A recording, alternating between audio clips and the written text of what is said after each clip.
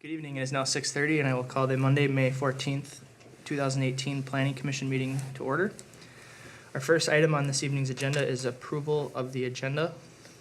And thank you, everyone, for joining us tonight. I'm sorry I skipped over that. Has everybody reviewed the agenda, or are there any changes to the agenda?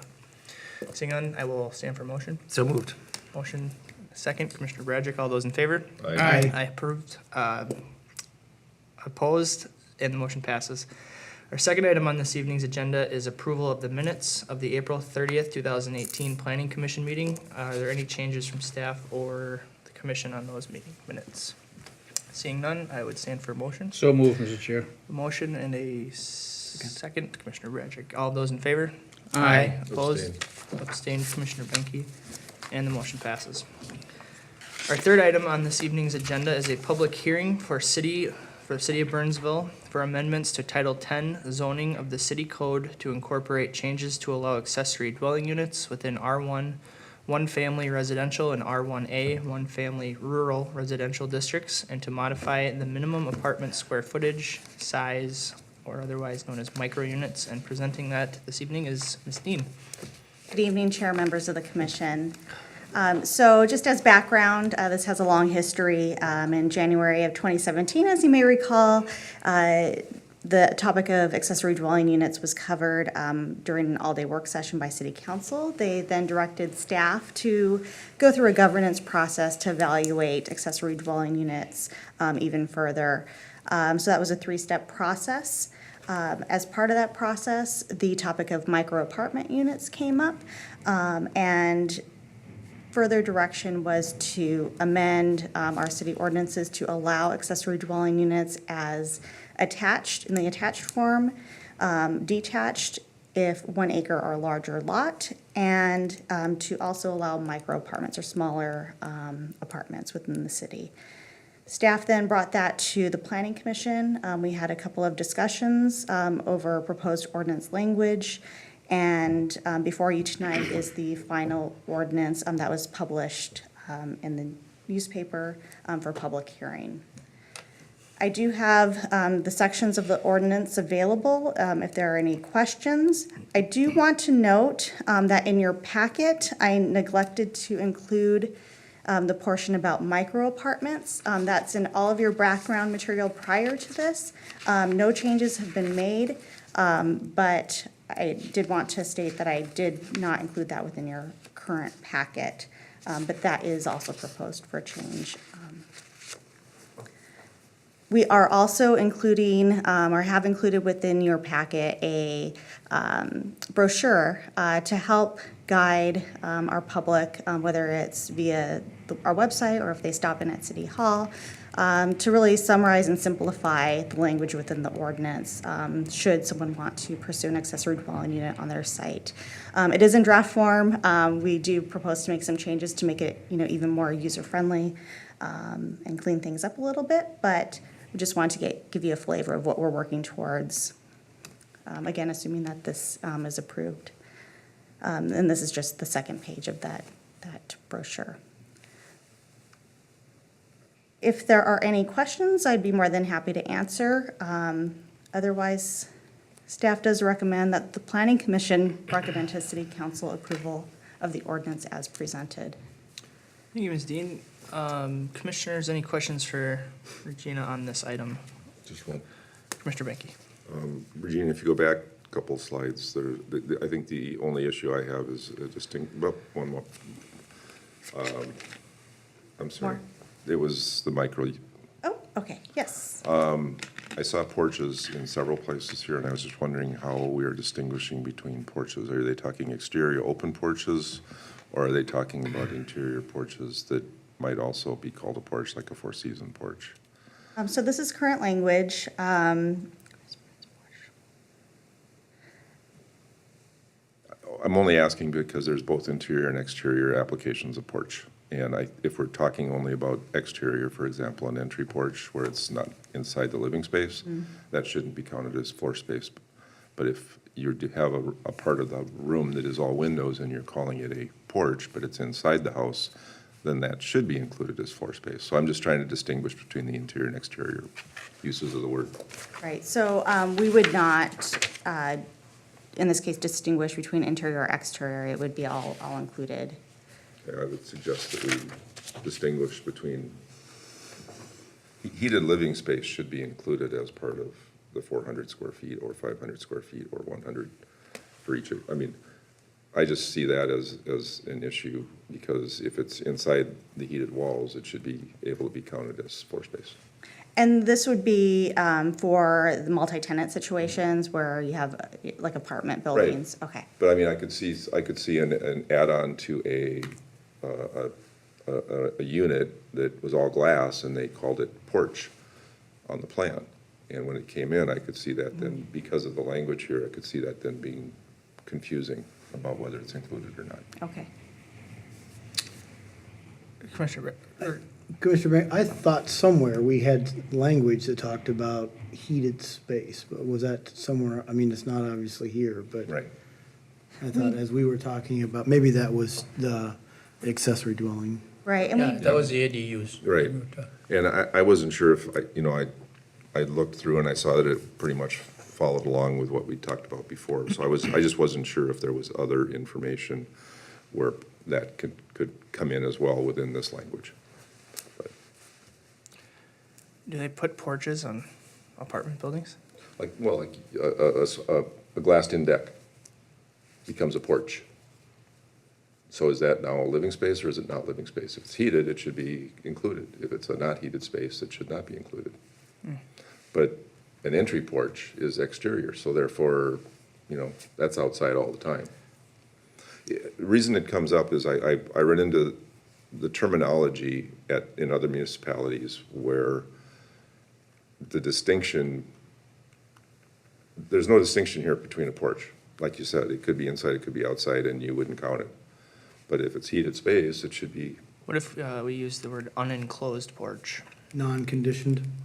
yeah, I think it comes down to, conditioning, heated space. And I don't know if there's some other definition in floor area above this in about apartments and things that might help too. I don't think we should hold it up for one word. I'm just thinking that there needs to be a distinction there to talk to whether it's interior or exterior. and I guess as the commission, do you feel that, for example, a 300 square foot apartment unit is okay, and then can they have that 100 square foot porch, and that's then their 400 square feet? Is that okay? Or do you, I think what we're getting after is making sure that there's no confusion between a four-season porch being maybe manipulated for the sake of the square footage. Is that accurate? I think it's the other way around. I want to credit them for it. For example, let's just say that they're at 385 square feet and there's a 15-foot square area with glassed in that's called porch on the plan. They don't get credit for that if the porch language is taken all across the board. So would something like unenclosed porch work there? I mean, that's a term I've seen in other municipalities to talk about the entry porch and things. When I have to do I'm gonna get into insurance here for a minute, a replacement cost estimate on a home, it's either an enclosed porch or an unenclosed porch. And that could be a good word then. That's how we determine things. What about heated? If it's heated, then it should be included. Yeah. If it's not heated, then I don't think it should be included.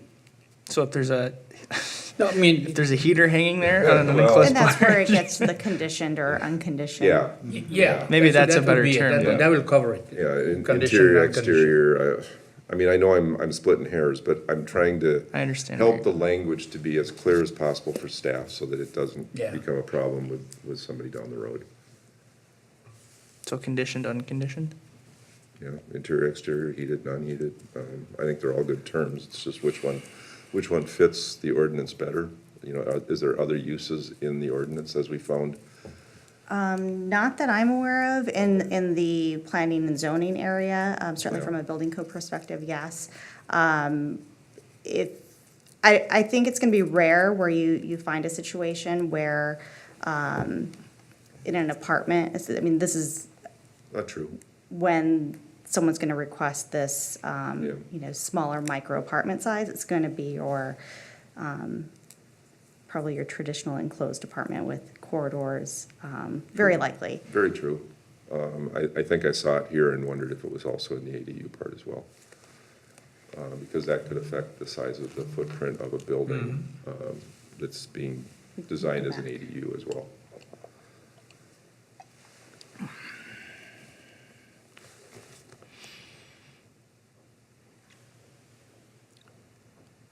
Yeah, right here in number 10, total floor area shall be no more than 960, okay?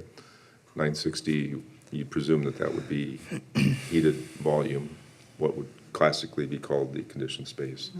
And if there was a exterior porch, then that would not be included, so maybe there's a 200 square foot porch on the house all of a sudden.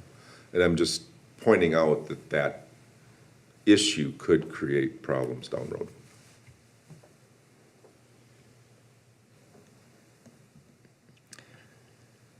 I'm just looking to see if there was anything else. I think at one point we did talk about condition and not condition, but there's been a couple of drafts since. Well, and again, I'm bringing it up because I run into it in other places, and typically it comes across as a coverage thing, or, you know, there's some rationale that the city is looking at to manage the actual size of the structures.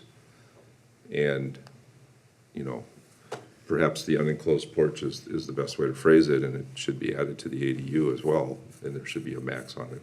Makes sense. But, you know, basically, if you have a 960 square foot unit, you're 20 by, well, 20, you're actually pretty big, you're like 30 by 30. So that 30-foot front could have a 30-foot long porch, 5 feet wide, and you just added, you know, 150 square feet of square footage to the structure without it being, but the structure still fits. I'm not trying to limit it, I'm just trying to give us a situation, I'm trying to avoid a situation where someone comes in and really pushes the limits in an area where we're granting them some ability to do more with their land, but we still don't want them to fill up the property. So are we comfortable with enclosed versus unenclosed then? I am. Yeah, I'm too. All right. Good catch. Are there any other questions or modifications that we've seen on this leading up to this evening from anybody else? The only thing I have was on the brochure. I brought this up, I can't remember the last thing we did, but maybe mentioning something about talking about to your insurance agent about acceptability on your coverage, because there's certain parameters that are okay and not okay, and if you're renting a part of your home out, there's a fire and your company declines it, then we've got an uninsured, you know, a pile of rubble there. So maybe just a quick reference to that, just to, as a, you know, preventative step. It doesn't have to be anything long, or maybe just add something in there, was my only recommendation on that. Otherwise, I think that looks really good. Thank you, Vince. I mean, thank you, Chair. That's okay. All right, and if there's nothing else on this, is this a public hearing? It is. Yes. Public hearing. I will open the public hearing, and if anybody would like to speak to this item, please give us your name and address for the record. And seeing nobody, I will close the public hearing, and I will turn it back over to the commission for any further discussion or a motion on this item. Mr. Chair, I think we have discussed this to the end. It's my honor to move that the Planning Commission recommend to the City Council approval of the ordinance as presented. We have a motion Second. and a second. All of those in favor? Aye. Opposed, and the motion carries. And that is going to the city council next week? Yes. Will they be discussing it, or do you think that'll just go on consent? It will stay on consent unless otherwise noted. Okay. Yes. Our fourth item on this evening's agenda is a work session, 2018 Planning Commission work plan item for the architectural review tool, and Ms. Dean is presenting on that this evening as well, since Ms. Garros is not here this evening. Yes, so architectural review tool, Deb did write the background staff report, but I'm doing my best to present the item and carry this forward. So in 2008, it's my understanding there was a moratorium to study, and there was a study that was subsequent to that and eventually ordinance changes specifically to our commercial and industrial standards within our ordinance. Some of those standards were to include material and design standards that, as I understand, did not exist prior. So there was also a policy that was created to outline the review process. So city council adopts policies, and now there were steps created for staff to follow those policies. The Staff Development Review Committee was in charge of reviewing any type of conditional use permit or planning and development changes, or perhaps even building permits that might be, in question for exterior architectural changes. And then there's the Heart of the City Design Review Committee that was also in existence that reviewed specific Heart of the City projects. In 2014, the Heart of the City Development Review Committee was disbanded because we didn't have really any projects. There was a great length of time when, because of the recession, likely that we did not see projects come forward. And so there was also discussion that the staff DRC could also take on that role, as well as the Planning Commission for anything that would come through from that point forward. So that was disbanded. In 2015, Planning Commission staff and our consultant went through a lengthy process to develop an architectural review tool. A lot of staff time went into that. As I understand, Planning Commission was actively involved in that as well. And at the end, the architectural review tool and a brochure was created that we still use today. However, in 2016 and 2017, the Planning Commission and Council has received periodic updates. Is the tool working well? Do we need to make changes? Is this an effective way to communicate with our developers? Is it business friendly? And so those questions have come up throughout that time. And in 2017, the Planning Commission comments, which we'll run through, are captured on this slide, but I'll go back. And in 2018, as a reflection of those comments received in 2017, the Planning Commission decided to add review again of the tool to your 2018 work plan, and that was adopted and then adopted by council as well. So we're before you tonight to go over those comments that were captured in 2017, and then to approach you as a commission to decide if the architectural review tool should remain as is, or should we make some changes. In 2017, we were also going through a process where we were reviewing our code, not only from an architectural material breakdown percentage to be a little more flexible to allow some more unique materials. And so there was discussion that maybe we should wait to see what happens with those code changes and the development process to see if maybe the architectural review tool should be changed or amended to reflect those changes. So before I jump into those 2017 comments, so you know, the current tools in place that we have are the architectural, are the Heart of the City design guidelines, which we use today on projects. We just had, about a year ago, the Chase project that came through, which we used that review tool on. We also have our Gateway design guidelines. And then, as mentioned before, the architectural review tool and the architectural guidelines brochure. Those are the city standard tools that we have in place. We have other tools that we always lean upon, as well as the staff. Google's kind of one of my favorite tools. When a developer comes in and they say, oh, we can't do that, we've never done that before, I go on Google and say, you did it there and there and there. You can improve your building. You've done it before. So getting back to tonight's agenda, the 2017 comments, just as a review, this is a summary. There were comments saying that the tool doesn't necessarily relate to architecture as much as it is a design application. So it talks a lot about good, better, best, and not necessarily design or architectural elements. And so that was a comment. There was a comment that the tool is simplistic and responses are too subjective. There was a comment stating that the architectural review tool maybe should be named something different. Maybe it's more of a design guideline than, again, an architectural tool. So in the architectural review tool, there's an E, which refers to exceed standards, and then NA, which refers to as not applicable. And that was stated that that should be removed. The tool doesn't include our Heart of the City design guidelines, so it doesn't get that specific. It's talking more in general terms.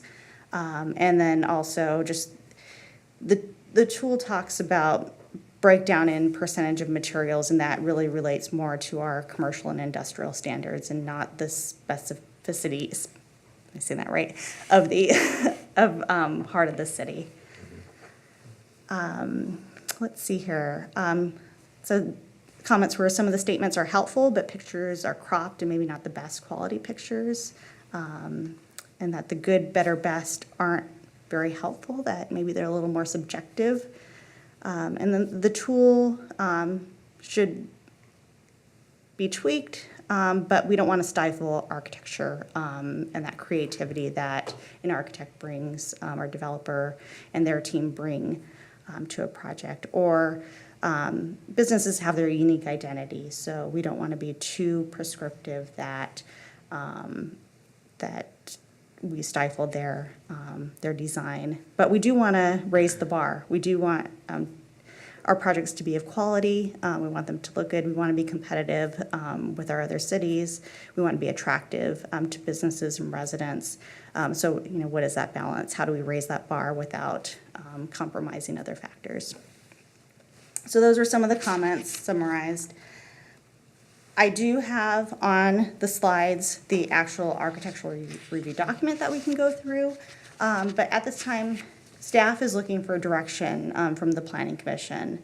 Should we leave the architectural review tool in place as presented, or are you looking for specific changes that you would recommend we make? I think it's great. Let's call it a night and head home. Commissioners, any comments or questions, or who would like to start? Vince, I think I'll take it on. Commissioner Benke. Yeah, I know. It's your pleasure. I know, well, those are all my comments, so I can sort of figure that out. I do think that it has value, definitely. And again, my point of view on it is always going to be looking at it as both a commissioner and as a potential applicant, because it is my field. I think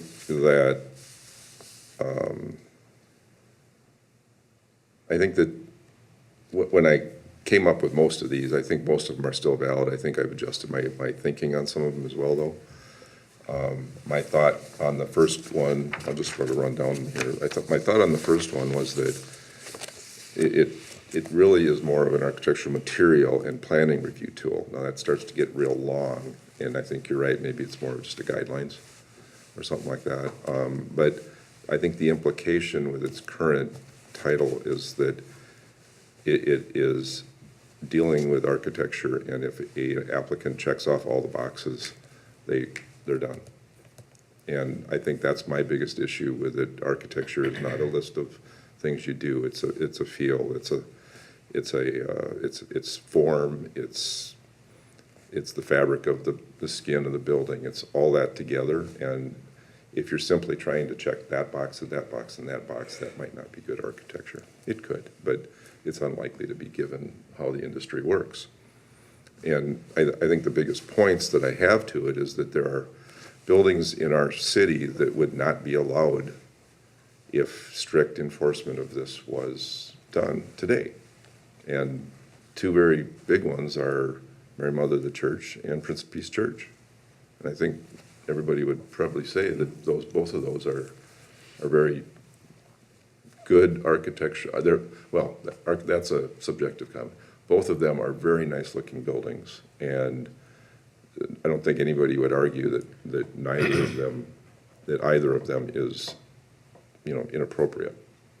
And I think that's part of the area where I get to that the more things that we tell people they can and cannot do, the less likely you are to get something where they're going to push the envelope on stuff. Mary Mother it's a quarter cylinder. It's the shape of it. It's a quarter cylinder. Prince of Peace is a triangle. They're very strong geometric forms that were popular in the time that they came into being. We don't see a lot of that these days, but we see a lot of architecture that, in my mind, is similar to each other. A lot of stuff downtown where you get about 5, 6 different materials across the face of a building, and it's like shotgun, and it was great for 1 or 2 buildings, and now when 30 of them are up, everybody's sort of going like, what's going on here? So anyway, with that said, there's things in here I think that could almost go away, and I don't know how we do that. One thought I had was, I don't know if you want to put this up and then take a look at one of the pages. I just sketched out a possible revision to how one of the picture pages is organized. So right now, you have building facade, and no, they didn't do it. Yes, they did do it. E, it's exceptional, or NA, it doesn't apply. And then a comment. My personal opinion is that only 2 of these answers really apply. One is yes, and the other one does not apply. If it does, if you check yes, they did it. If you don't check yes, it's no, or it didn't apply. And to me, that's a objective way to look at how did they perform. And here there's a lot of text with little pictures. Architecture is graphic in form, and if we can switch to the overhead camera for a second, We're waiting on that. my opinion is you could take a picture, make it much larger, actually put a couple of captions in where you're actually pointing to the element that meets the standard, and there could be several of them on there, and you're actually using, I think, the images that we spent a lot of time on, that, a lot of those images are really good in terms of demonstrating what we're looking for. But now the graphic element of it is taking to the forefront. You're really looking at a picture of something and saying, hey, this has got the top caption could say, this has got an excellent way to handle the top of a building. It's got the nice cornice on the top of it. There's not much of a base on it, so we're really not talking about that. And this is fitting into the elements of the facade that we look for in our ordinances. And then down below, it's yes or NA, and if neither of them are checked, it's a no. That's the only other option. And then there'd be a spot to actually put the text in, in maybe an abbreviated form.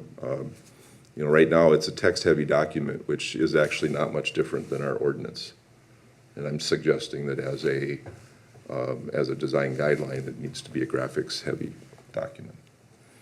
A lot of cities these days are going to more graphics in their ordinances to help people see how does landscaping work better, how do houses, even the ADU document, the way that they've graphically shown how it fits in the different kinds of lots, that kind of a graphic is very appropriate for an ordinance these days.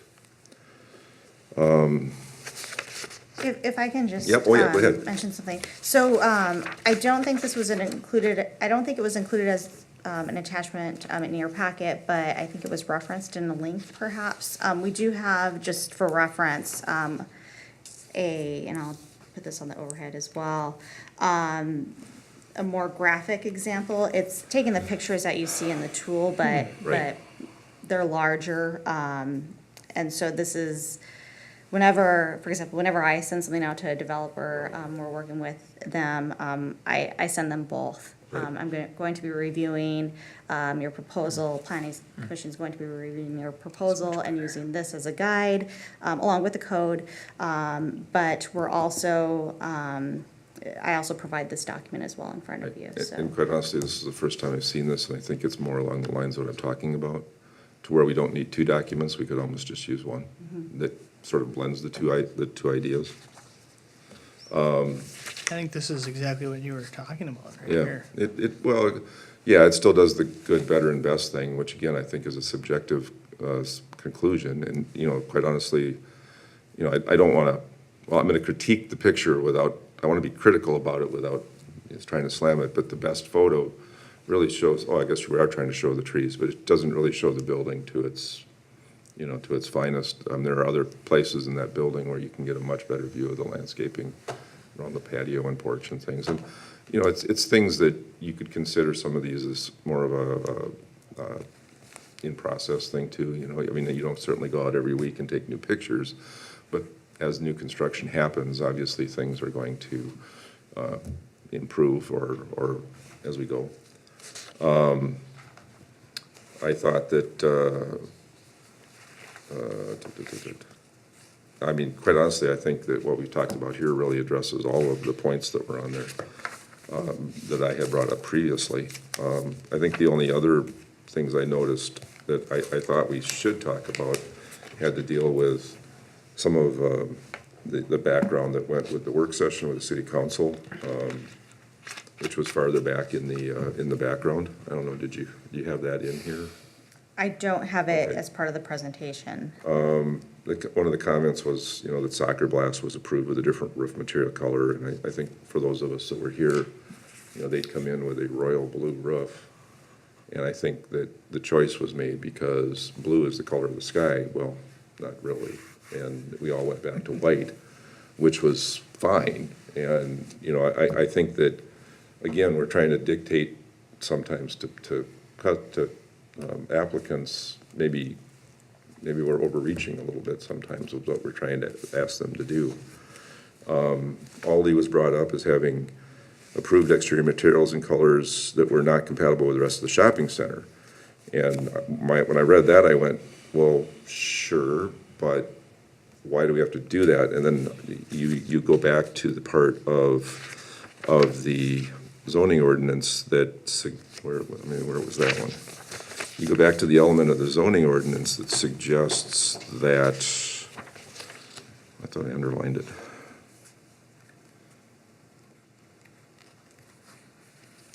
Right. No, okay. The zoning ordinance requires compatible and harmonious additions to the buildings. But one of the things I've heard is that when these are being reviewed, they're looking for consistent building facades on a mall. I mean, most of these are malls. And if the mall has already been built and it already has, you know, this design to it, and then we allow someone to come in, you know, is it okay to have them do a different facade at their specific building? And, you know, is the mall a homogeneous building or is it not? And I would argue that over the years, we have shown that it's not, except sometimes when we've made them be consistent. And the points I'm trying to make are, you know, for starters, is Burnsville Center, Lucky 13, Panera, Kirkland's.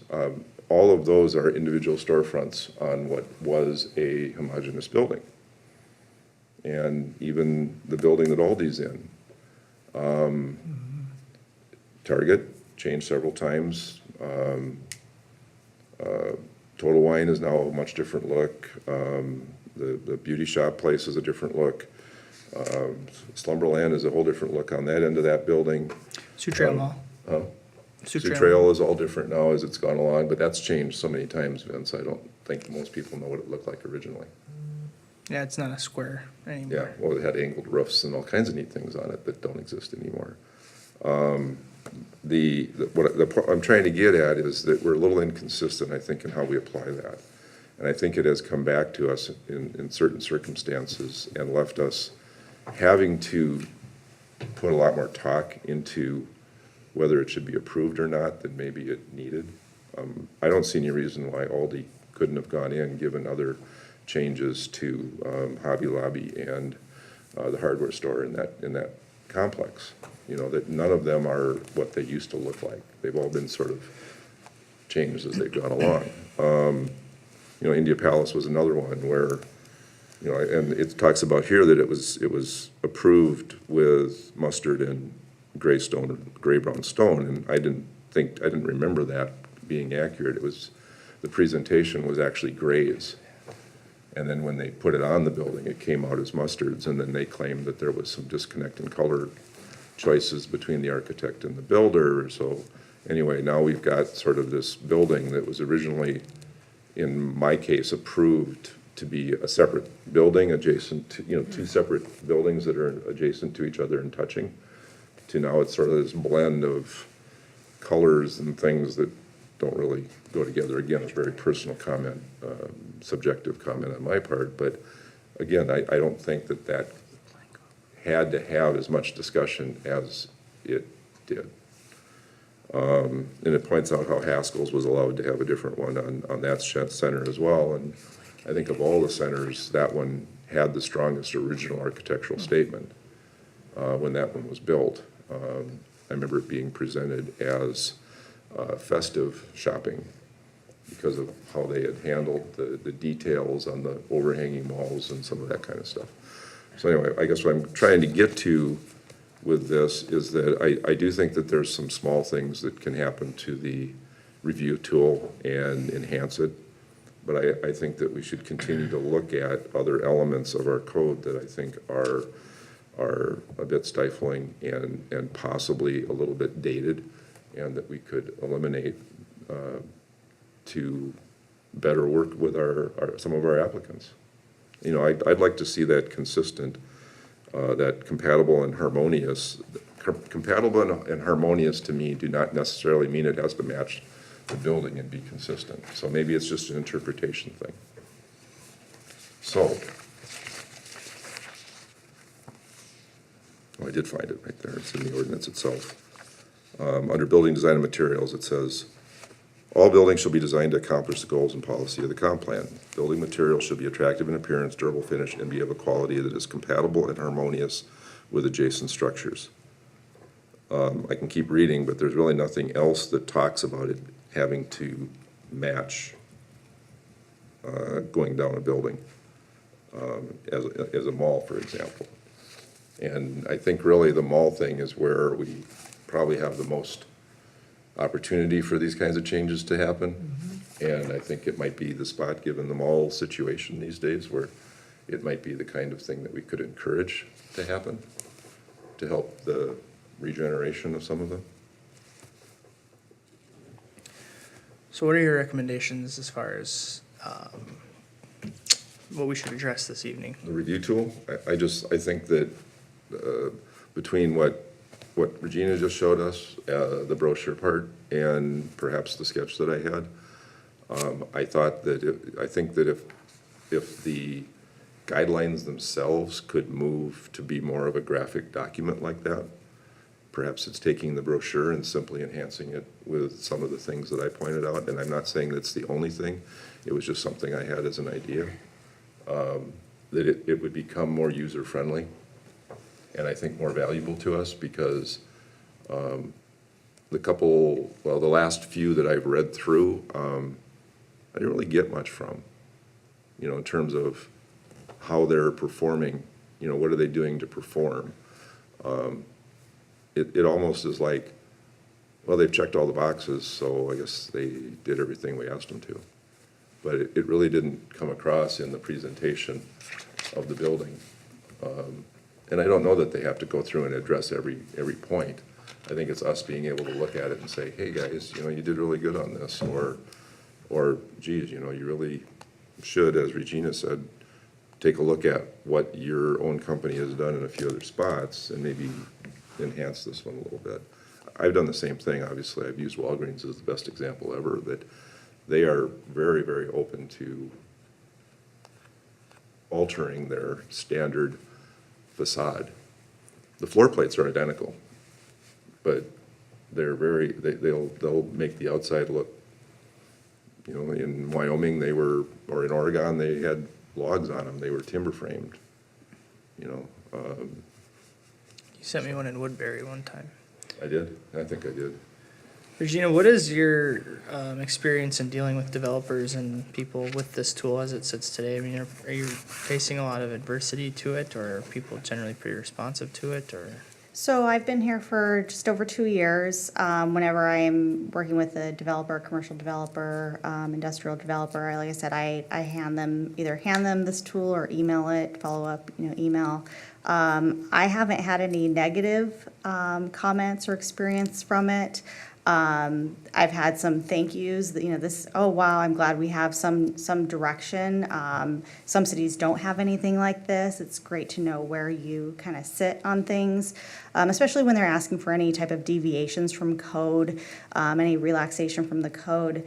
I indicate that the good, better, best. If you're asking for PUD deviations, we want to see the best. We don't want to see the minimum, because it's, we're giving some relief. Maybe it's on a setback or some other material that they want to use. And so I've only experienced positive. And again, that's been my interaction. It's been pretty limited. Like I said, 2 years.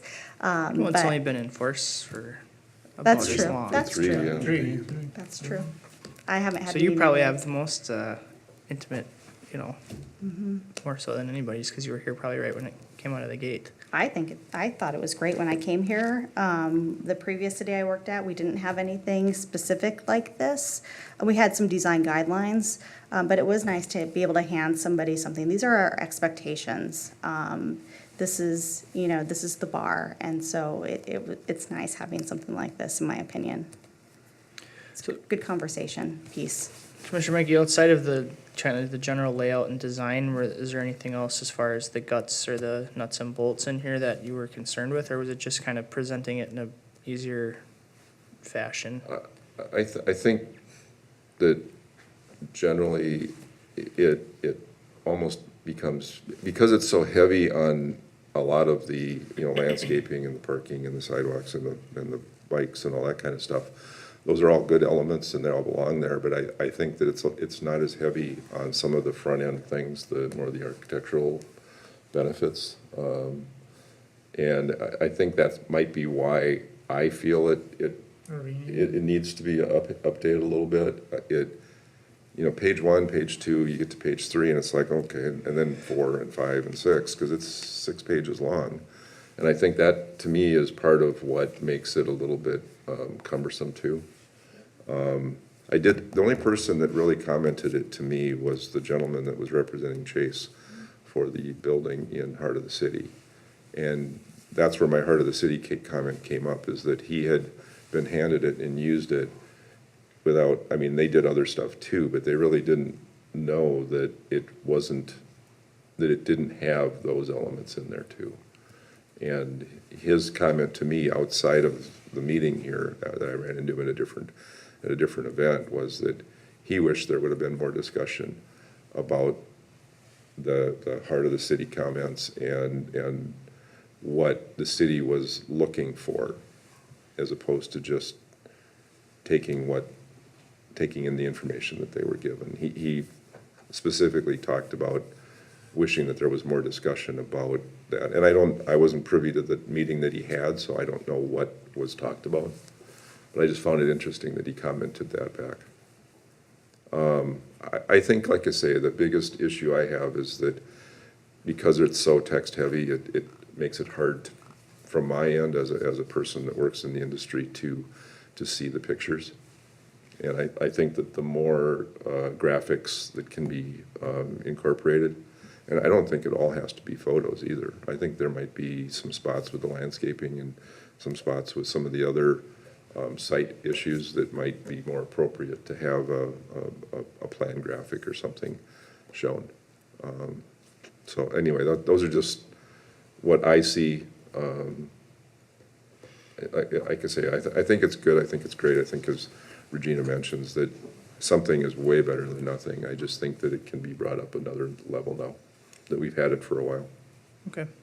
Well, and if it makes developers' jobs easier to come into Burnsville, and that's, certainly something we want to shoot for as well. As far as recommendations this evening, is there anybody else that would like to, or, do you concede the floor, Commissioner Benke? Do I? Yes, I will. For now. I will, and mainly because I can't feel like that I'm dictating this. I want to hear what other people are thinking and commenting on, because the only way that this moves forward, I think, is with consensus. But also, is there other views from other people that I've got it totally wrong? From just aesthetics, I like the other piece, and I agree with you. I mean, if we can make those bigger to give it a little bit easier job for developers to see what we really mean. I mean, I agree with that. I think it might be helpful to have the ordinance right there, just so there are no questions as far as, I thought you meant this, I thought you meant that. Well, no, now here's the ordinance, here's another attachment. So it might be helpful that the wording is there. There was a comment about removing the E for exceeds expectations, and I tend to agree. I don't really know if that is completely necessary. When we're up here deliberating, we do use this tool and we see it. I don't know that an E one place necessarily negates an N another place, or really it doesn't. It's not something that I think about when we're discussing an item, if it's exceeded or not.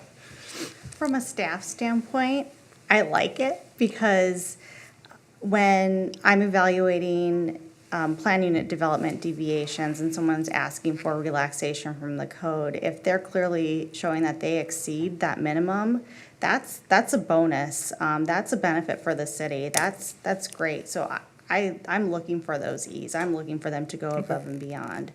Again, from a staff standpoint. But ultimately, you're the one that works with this tool, on a daily or weekly basis. So, yeah, it's important to know that, too. Commissioner Singh? Thank you, Mr. Chair. I agree with Regina to keep the E. When people have applications come in that are below standard, we pointed out to them, that's not acceptable, and you gotta do this and do that. And you have one that, or how many come in, that exceeds our, what we have in the ordinance. I think it's good, you pat them on the back for that with the E, but you can also share that with the E with other people who you raise the bar. And that's one way of raising the bar. So I would keep the E. Thank you. If Regina likes it, I'm okay to keep Sure. it. Commissioner Benke? My issue with that part isn't so much that they've exceeded the standard and we've known it. I look through that and it says exceeded, and I don't know what they did to exceed it. Personally, I would rather see a blank spot where a comment was filled in, where they did that, instead of a box with E that's checked.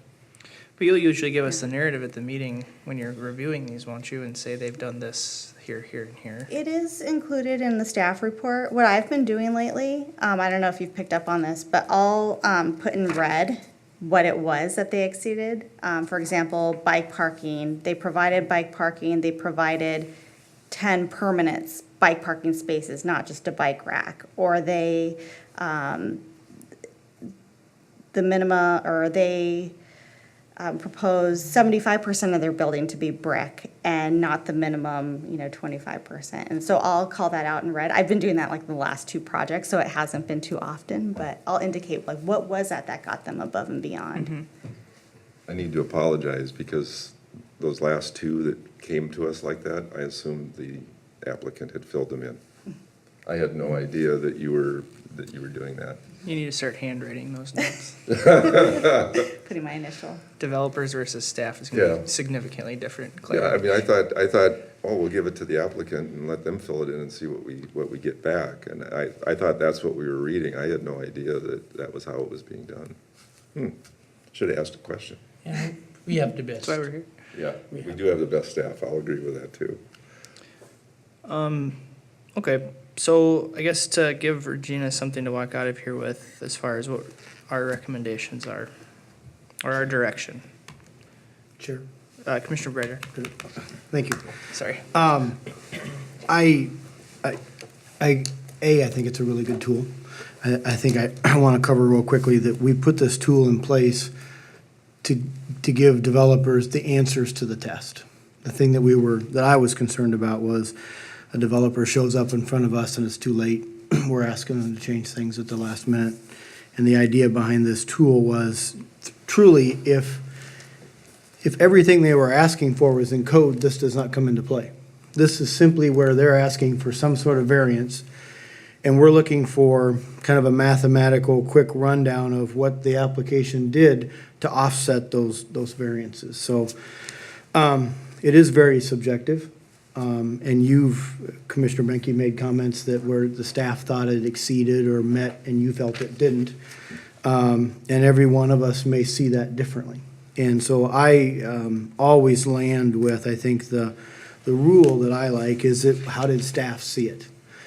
And that's where I think the E should stay, because I want to know where staff landed and how that fits into the tool. And obviously everything's going to be subjective. So my opinion is that I'm going to land with how subjective the staff sees it. You do this every day. You're giving us the information. I don't agree.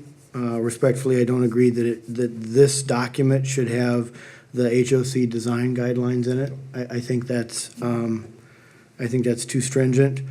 I would say that once again, we've got a document that's just trying to give. This is not code, and I agree that there are probably some codes we need to change, but this isn't code. This is just a tool to help our developers to make their experience in Burnsville an easier process so they understand what we're doing. So my recommendation would be some sort of happy medium between the document that we hadn't seen before that we had in our background and this document. And I would caution the city ever spending any money printing anything.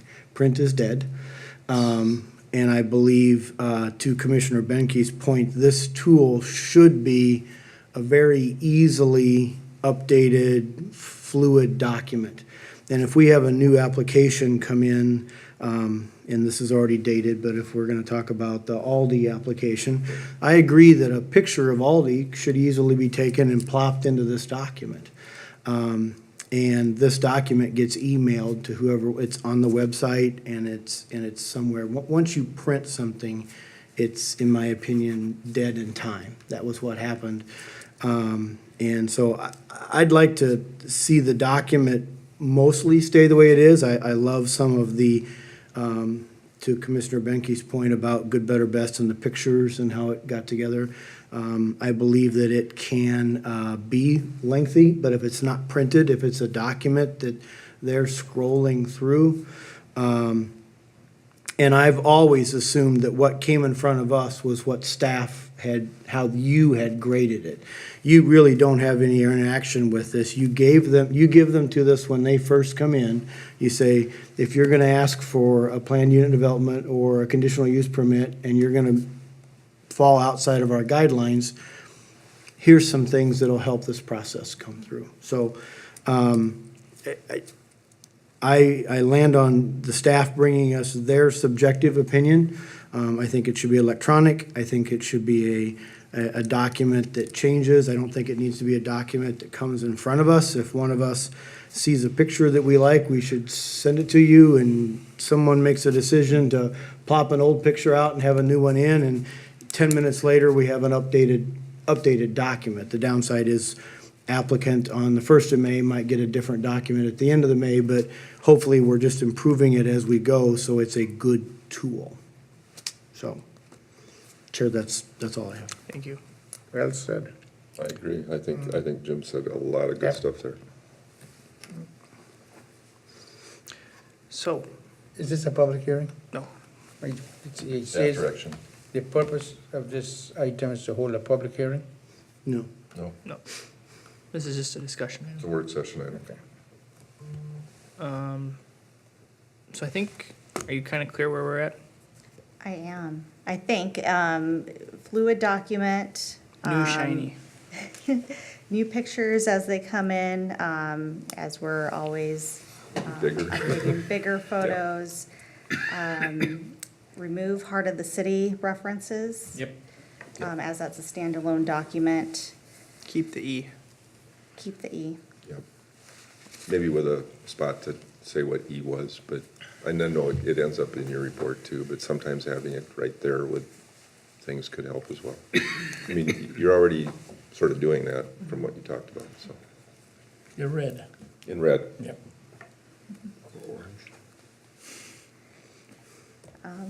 Let's see here. Was that it? I think that's, Okay. that's the high points, absolutely. Great. All right. Thank you, Chair, members of the commission. Thank you, Ms. Teague. The last item on this evening's agenda is updates. Are there any updates from the commission or staff? The next meeting is Tuesday, May 29th, due to Memorial Day. I do have a copy of the draft agenda. We do have a few hefty meetings coming up, so hope you're all able to attend. Summer's coming upon us, busy schedule, so keep us posted if you're going to be out of town or vacation. I never leave Burnsville, so that's not. All right, if there's no other updates from the commission or staff, I would stand for a motion for adjournment. So move, Mr. Chair. Second. Motion and a second. All those in favor? Aye. Opposed? And the motion carries. Thank you for joining us tonight and have a good rest of your evening.